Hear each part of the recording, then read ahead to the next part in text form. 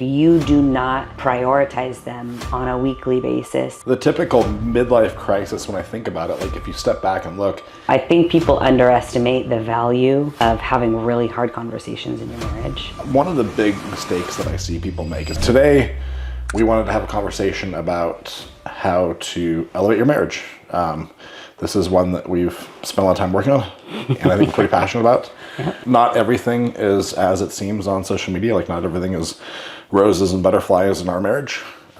Just to be totally transparent, like we've had challenges. Most people have challenges in marriages. I would say everybody has challenges. Yeah, if you don't, you're probably not being honest. Yeah. So I think the goal today is to give people a look behind the curtain on like how have we elevated our marriage over, an extended period of time being together. We met in 2005, so a long time ago. How the hell have we stayed together this long? How have you not killed me? And how have you, not I don't know. Yeah, and how do we love each other more now than we did, ever before? Yeah. So let's jump into that. So the first thing that I want to talk about, and you can speak to this maybe, is the concept of the dating your spouse. Like talk more about that beyond just the calendar block. Like Right. How does this actually happen? And because it's more of a mindset, right? 100%.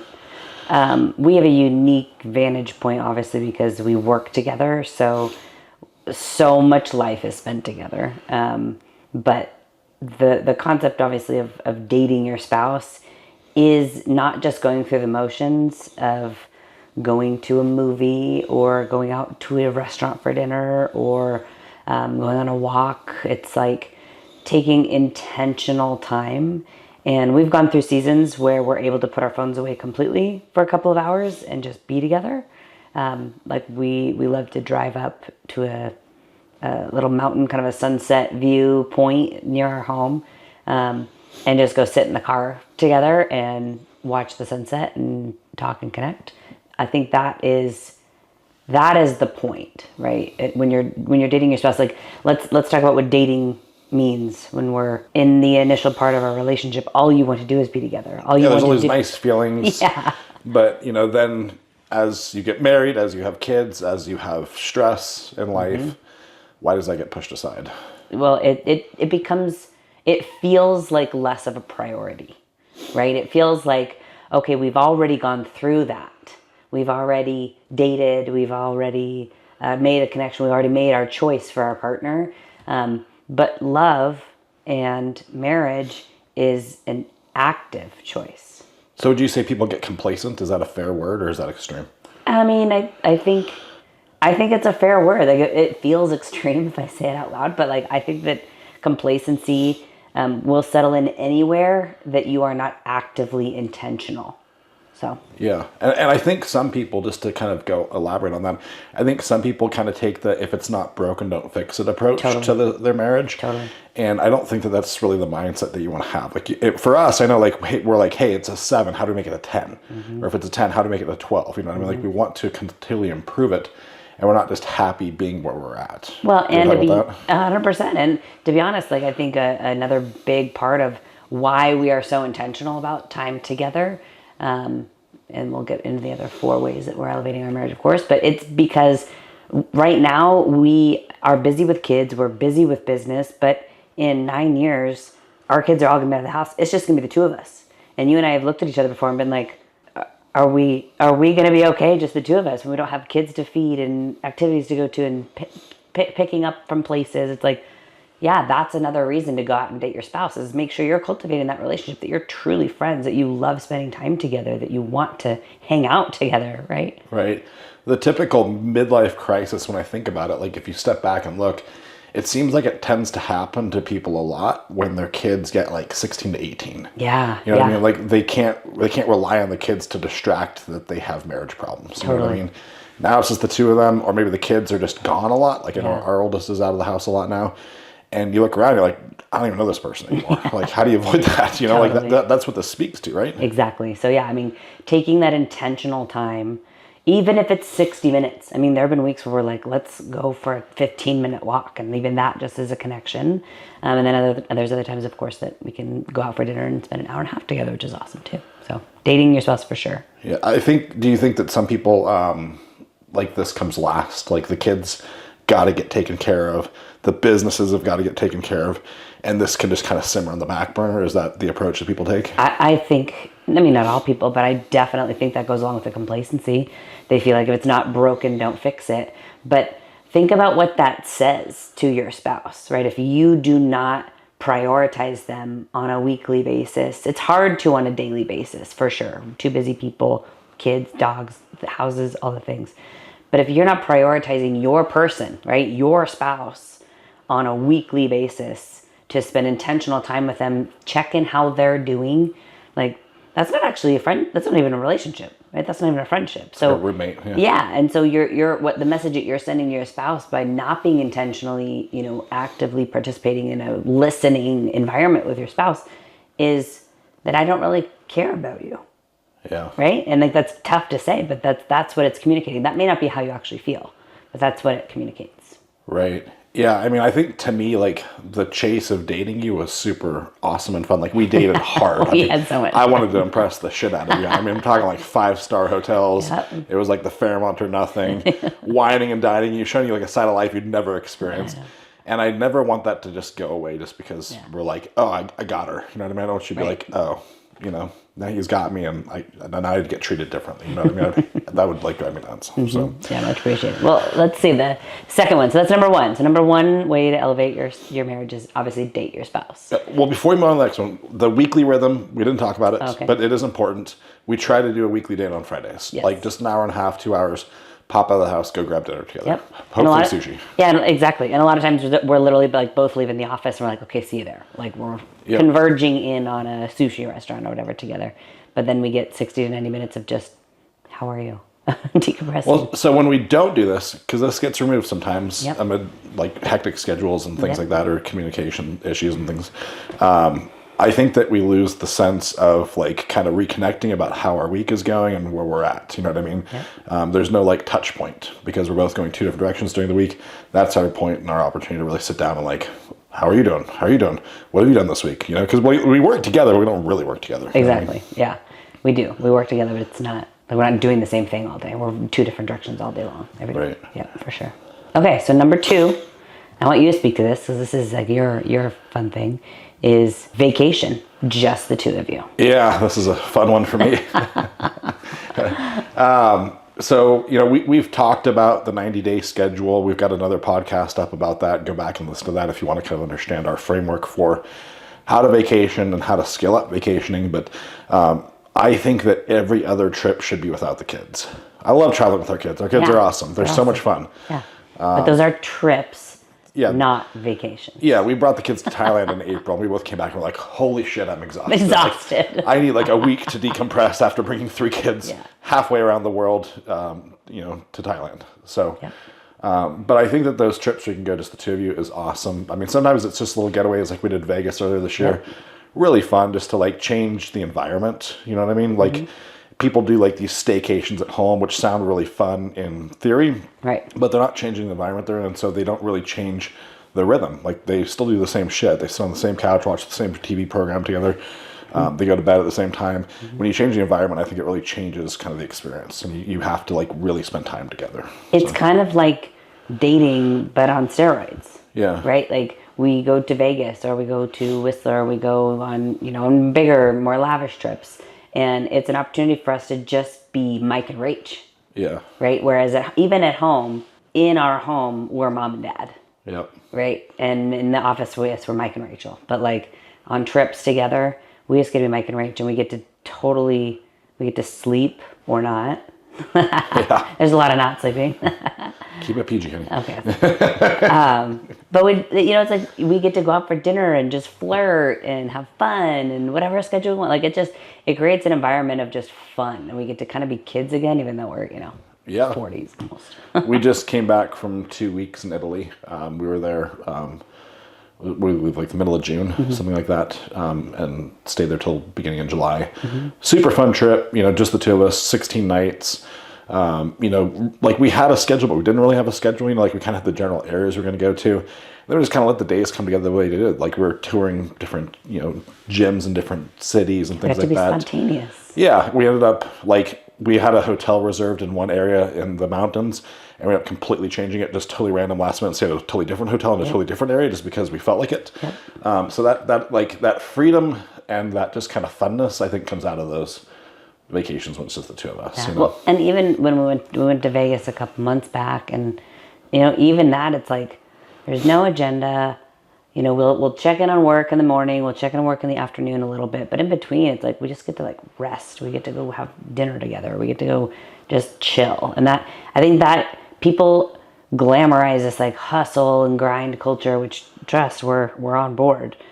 But you have to have that time like decompress, and especially with your person. Yeah, one of my favorite parts about the trips to like overseas is the afternoon naps. Like being able to just lay there at like 3 o'clock in the afternoon. There's no kids screaming. My phone's not buzzing because it's really early back home. I can just like sit there uninterrupted for like half an hour and just like lay there. And like sometimes we'll like hold hands, you know, but we're just like chilling the hell out. It's like I never get that in my normal life. You know what I mean? So that's powerful. Oh, I've seen you take some afternoon naps on the couch, Novak. But then I get interrupted. Yeah, all right, fair enough. Then I gotta get up and like negotiate a real estate deal. 100%. All right, the next one. So we covered dating your spouse and how important that is. Probably my favorite one. And we covered the vacations. The next one, duking it out. Like, how do you hash it out? And this point's going to conflict with one of the later points later, so I'll have to clarify that. But how do you argue? How do you maintain the integrity of the relationship but disagree? And what is rug sweeping? Why is that dangerous to a relationship? Talk about that. 100%. This is a big one. This is a big one. And I actually, I recorded a podcast on Studio CEO about 4 ways to basically like maintain in your marriage. And like hashing it out, I think people underestimate the value of having really hard conversations in your marriage. I think a lot of people, including myself, were raised in an environment that if there's conflict, that's negative, that's wrong, that shouldn't be happening. When in reality, conflict is a very normal part of life. It is very normal for us 2 separate human beings to have different opinions on things and to have different viewpoints on things, right? And so most people, when they're arguing or having conflict with their spouse, may see that as negative, and so they'll avoid it. And they'll just sweep that little issue that they saw, that they thought of, that they feel, they'll sweep it under the rug like, oh, I don't want to create conflict in my marriage, so we'll just sweep it under the rug and not talk about it. Just easier that way, right? Right, it's easier in the moment, for sure. And then after a time, it's gonna come out. Well, typically builds resentment, right? Totally, like you're gonna build a significant amount of resentment. Everything that you see about your spouse when you've built up all of this stuff under the rug, you can't see anything positive about your spouse anymore, right? It's like you're holding all this stuff that you don't even know. It's all subconscious, but you're holding it all against this person because you haven't been able to hash it out and just tell them how you feel. So I think, one of the rules that I talked about was, it's okay to go to bed mad sometimes, right? Like I learned growing up, never go to bed mad, never go. Hold on, save that one for later. Let's tie into the next one. You can brush on that one. All right. Keep moving on. Okay. The importance of hashing it out is staying really transparent in who you are. And there's a difference between hashing out differences in opinion or hashing out and attacking a person's character. Yeah, we have a marriage communication coach. Some people might call him a therapist. And again, we don't wait till it's broken to fix it, right? We're always working on our communication. Right. And I remember Marianne, she's fantastic. She told me one time, she was like, Mike, when you disagree and you tell somebody how you feel about something, you're staying in integrity with yourself. That was powerful. I definitely stuck with me. Yeah. Do you want to talk about that at all? Yeah. I think I betrayed myself a lot the first decade of our marriage because I was raised thinking if I create conflict, if I tell him how I feel about this in this moment, that's going to be conflict and he's going to love me less or there's going to be some, whatever. And to Marianne's point, when I do not tell you how something you've done or something that's happened makes me feel, I'm not living in integrity with who I am. Yeah, really powerful, I think. Super powerful. One of the big mistakes that I see people make is when they fight with their spouse, it gets super personal. Yeah. And it can turn really ugly. So what are some of those like kind of boundaries that we've set into place? Yep. Like we can disagree, but we're not going to go like to the nasty place. 100%. I think that it's super important for two people in a respectful, loving relationship. Like, you are my person. I love you more than anybody. And because of that, I am going to honor the rules that we set in place for communication with each other. And we set these years and years and years ago. Yeah, like 15 years ago. Long time ago. But number one is, don't swear at each other. I think we did that our first year of marriage. It just feels nasty. Yeah. You know, like, just don't call each That's other gross. nasty names. Don't use swear words when you're talking at each other. It's just gross, you know, like, so I think that's a really important one. Don't give ultimatums. Don't throw around the D word, you know, don't threaten divorce every time you disagree or fight. Like, that's an easy out, right? Like, divorce, in my opinion, is an easy out. There are certainly cases to be made for it. There are certainly situations that two people should not be together, for sure. But if you're throwing around divorce because he disagrees with a purchase you made, or you get upset about, you know, something that he did or said, and then you're threatening to divorce him, like, think about the gravity of that you're throwing in that person's face. Like, that's not love. Yeah. Right? That's defense. Yeah. Ultimatums are bad. They're really bad. Okay. Yeah, I definitely like the not calling each other names part. That I've definitely seen that with other couples. It's pretty nasty. What else? There's like another one or two. Well, I think that you have to agree you're going to make up at some point. I swear, Your favorite part. sometimes you pick fights just for the makeup side of it, which, you know, I'm cool with. But, you know, I'm like, damn it, she's just trying to pick a fight so we can make up later. But let's go there. Okay, yeah. All right, fine. Yeah, I think just keeping it not personal is super important. One of the other things that Marianne's coached us on that I think is really fantastic is not being what she calls a historian. Yeah. Like once you've put something to bed, leave it to bed. You know what I mean? Like, if you've discussed something before and it's been a point of contention, you've argued about it, do not bring that back up again. Let it be just done. You know what I mean? If you've talked through it, like, if you haven't talked through it, totally fair game. If you've talked through that, you've worked through it, put it to bed. It's done. Don't just recount history. I love that. Yeah, that's a really good one. It's, I mean, the visual that came to mind just now is like, you know, like, you've buried a coffin, right? Like, you've beat this thing to death. You've talked about it. It's done. You've buried this coffin. It's under all the dirt. And then you're in a fight and you're like, I'm going to go dig that shit back up. Like, yeah. Don't do People that. People love doing that. I mean, I've done that before. Like, it's, you know, that one time you did this. You know, it's like, that was 17 years ago. You know, let it go. Let it go. Yeah, Exactly. yeah. So, okay. 100%. I think that's really good. Yep. All right. So now to your point, number 4. So we've covered date your spouse, vacation is just the two of you, and how to hash it out. Now, how do we know when to come back to it is number 4. Knowing when to come back to it. Yeah, this is a good one because I think a lot of people, they have this, like, they've kind of made that rule, like, we're not going to go to bed mad at each other. And I think we were there at one point too. And I don't know, honestly, what turned the corner for us on that. But, I mean, there are times where we go to bed mad and pissed off. Yep. And we're like, you know what? We're not communicating very successfully right now for one reason or another.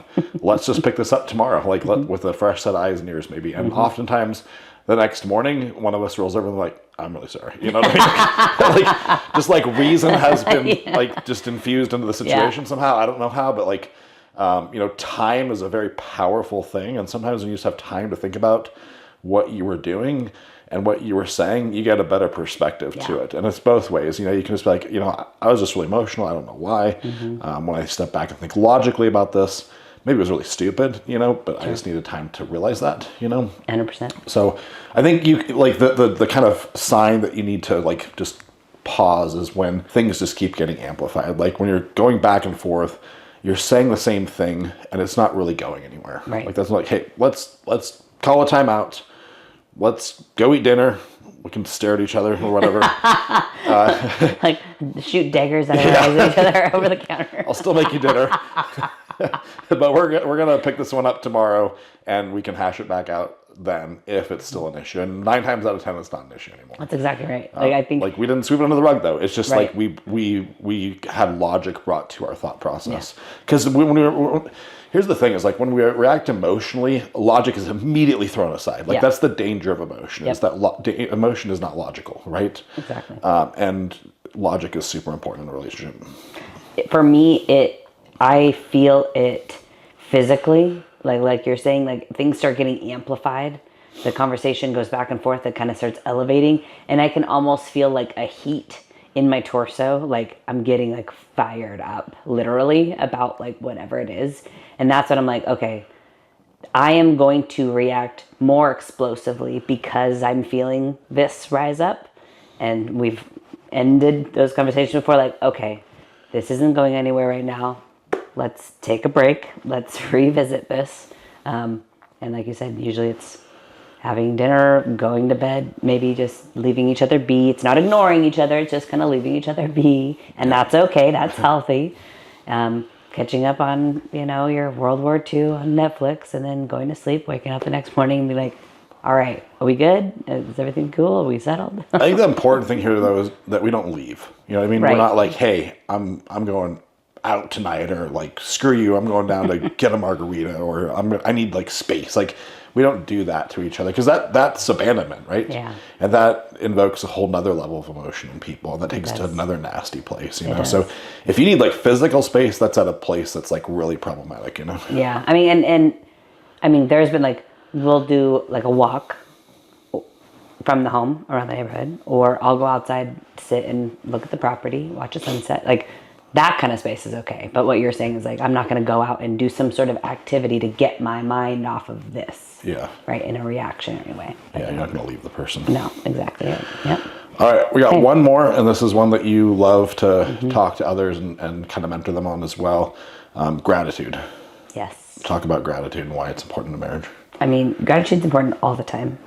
Gratitude is the one thing, well, not the one thing, but it's one of the things that you have control over changing your entire state of being, your entire mindset, your entire DNA, right? There have been multiple times that I wake up in kind of a shitty mood, and I don't want to get out of bed, and I don't want to do whatever. And I look at my phone, and I pull out my notes, and I write down 5 to 10 things that I'm grateful for, and all of a sudden I have a completely different perspective on my day. Yep. So the same is absolutely true in marriage, right? I remember we did an exercise months and months ago, probably over a year ago now, where we wrote down 10 things that we were grateful for each other. Mm-hmm. And then we shared them each one by one. And it was an incredibly powerful exercise. Yeah. Right. And being able to choose one day a week that you write down 5 to 10 things that you are grateful for about your spouse, and then sharing it with that person, it creates such a level of connectivity and reminds that person that you still see them and that you're still grateful for these little details in life. And it shows that you're continuing to prioritize them in your thoughts and in your heart. Yeah, no, I love it. I think it really, if you wake up and you're having kind of a mediocre morning, it definitely resets your mindset for sure. And sharing those things with people, not just writing them down, I think is like the most powerful part of it. Yeah, so exactly. I agree 100%. All right, so there's the 5. Did we leave out anything else or any bonuses that you want to throw in? Well, let's see. We touched on number 1 was the date your spouse, then take vacations with your spouse, then hash it out respectfully, know when to come back to it, and then of course sharing gratitudes. Yep.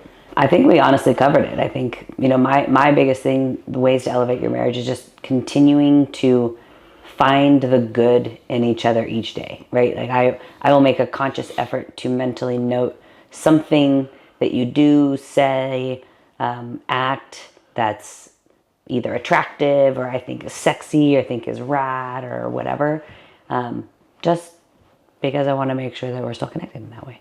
Yeah, I love that. I want to talk about the marriage therapist, counselor, coach, because I'm sure people are curious about that. Why did we decide to do that? Do you want to share that with people, and like what value has that brought us? Yeah. And is that something you'd recommend that other couples do? Yeah, it's super interesting because like when we first decided to chat with somebody, it wasn't out of our marriage wasn't on the rocks, right, at all. In fact, it was quite good. we decided that look, to your point, we're like, okay, our marriage is like a 90%, 92%. Like, it's good. We are in alignment. We are going the same direction. We're paddling in the same boat, same, all this. But like, what would it take for us to get to like a 97, like a 98% in our marriage?